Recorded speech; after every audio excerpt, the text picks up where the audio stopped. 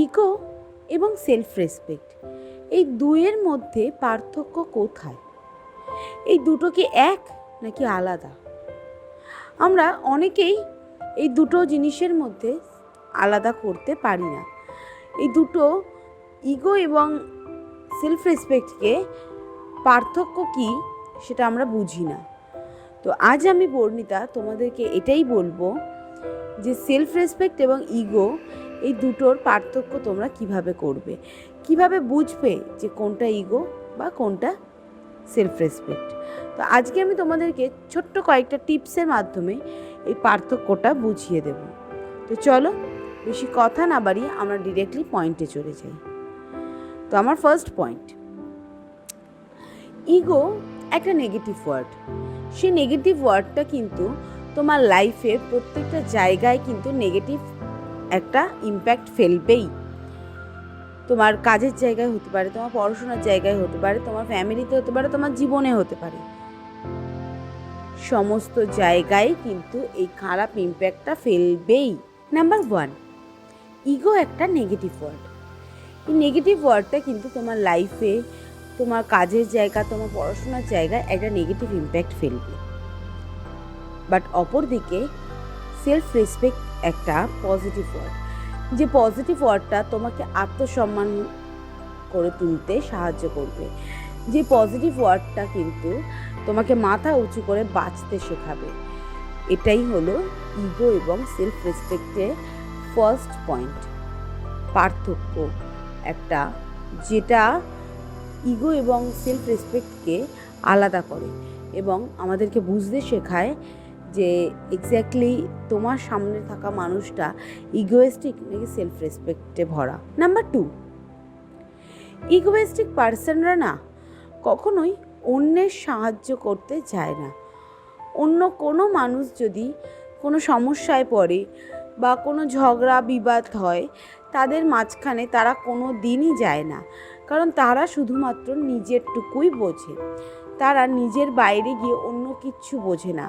যেখানে তাদের কোনো রকম কোনো লাভ নেই সেখানে কিন্তু তারা যায় না। বাট সেলফ রেসপেক্ট পার্সনরা কিন্তু প্রত্যেকটা ঝগড়া বিবাদ সব কিছুর মধ্যেই সে কিন্তু চলে যায়, যাতে সেই সমস্যাটা সমাধান করা যায়। তো এটা হলো সেলফ রেসপেক্ট এবং ইগো সেকেন্ড পয়েন্ট। নাম্বার 3, ইগোয়েস্টিক পার্সনরা কখনো কাউকে সম্মান করতে জানে না। তুমি যদি দেখো যে তোমার সামনের ব্যক্তিটি তোমাকে সম্মান করছে না বা কাউকেই সম্মান করছে না, তাহলে কিন্তু জেনে রাখবে সেই মানুষটা কিন্তু ইগোয়েস্টিক পার্সন। সে তার নিজে মাথা নিচু করতে জানে না, সে কিন্তু নিজের দাপটেই চলতে ভালোবাসে। এই পার্সনগুলোকে বলা হয় ইগোয়েস্টিক পার্সন। অপরদিকে যে পার্সন সেলফ রেসপেক্টে ভরা, সে কিন্তু প্রত্যেকটা মানুষকে সম্মান করতে জানে। কারণ কি জানো, সেলফ রেসপেক্ট কথার অর্থ হলো আত্মসম্মান বা নিজেকে সম্মান করা। যে ব্যক্তি নিজেকে সম্মান করতে জানে, সে ব্যক্তি কিন্তু আরও সবাইকে সম্মান করতে জানবে। তাই সেলফ রেসপেক্ট ব্যক্তিটি কিন্তু সবাইকে সম্মান করবে। তো এটা হলো ইগো এবং সেলফ রেসপেক্টে যে পার্থক্য, তার 3 নম্বর পয়েন্ট। নাম্বার 4, ইগোয়েস্টিক পার্সনরা না নিজে অন্যায় করে অন্যের ওপরে ব্লেম দিতে কিন্তু বেশি ভালোবাসে। হয়তো তুমি চোখের সামনে দেখছো যে ওই মানুষটাই অন্যায়টা করেছে, বাট তারা নিজের অন্যায়টাকে স্বীকার না করে সে অন্যায়টাকে অন্যের ওপরে ব্লেম দিচ্ছে।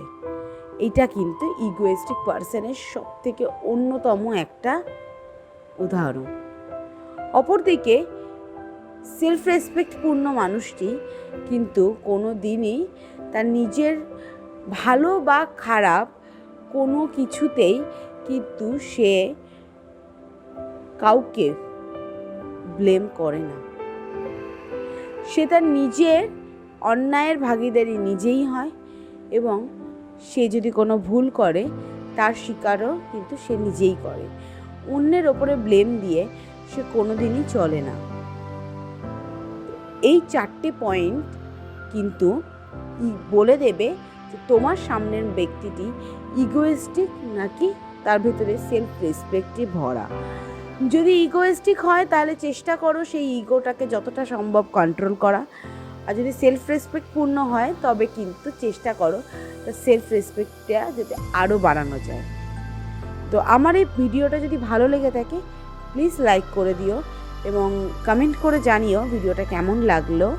আর এই 4টে পয়েন্ট যদি তোমরা মেনে চলো, তোমরা যদি এই 4টে পয়েন্ট লক্ষ্য করো, তাহলে তোমার সামনের ব্যক্তিটি ইগোয়েস্টিক পারসন না সেলফ রেসপেক্ট পারসন সেটা কিন্তু খুব অনায়াসেই তোমরা ধরতে পারবে।